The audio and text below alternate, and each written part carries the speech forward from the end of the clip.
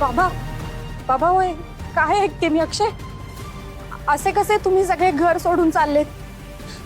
हे घर सासूबाईंची वाट बघतय.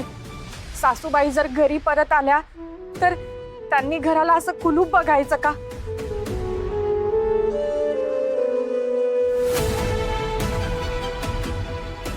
आपलं हे घर त्यांची वाट बघतय. त्या जर घरी परत आला तर घराला असं टाळं लावलेलं बघून त्यांना किती वाईट वाटेल. कोणीच विचार केला नाही का याचा? हे फुकटचं तत्वज्ञान सांगू नकोस हं?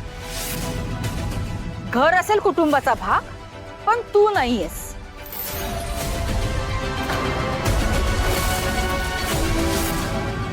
आम्ही काय करतोय, कुठे जातोय आणि आम्ही काय करावं हे विचारण्याचा अधिकार तुला नाही.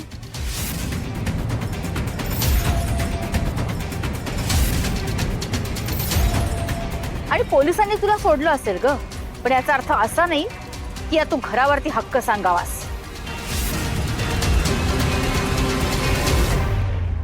कोणत्या नात्यानं तोंड वर करून आली आहेस ग इथे? चालती हो नातं.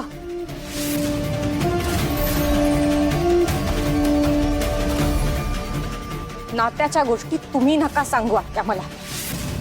या घरावर तुमच्यापेक्षा माझा खूप जास्त हक्क आहे, कारण या घरची सून आहे मी.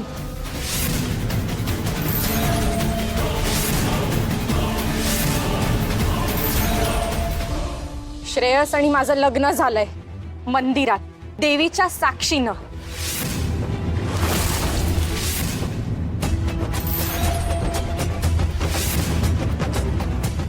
श्रेयस, तू आज जा पाहू.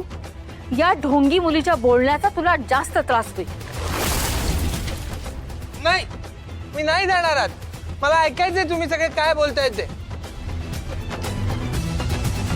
हो, आज मी तुम्हाला सगळ्यांना खरं खरं सांगणार आहे. हे तुम्हाला सगळ्यांना ऐकावंच लागेल.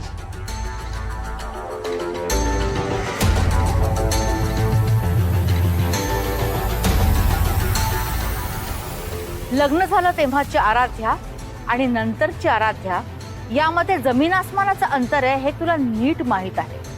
पण तुम्हाला हे माहिती नाहीये की हे जमीन आसमानाचं अंतर मिटवण्यासाठीच मी आणि श्रेयसने पुन्हा लग्न केलं.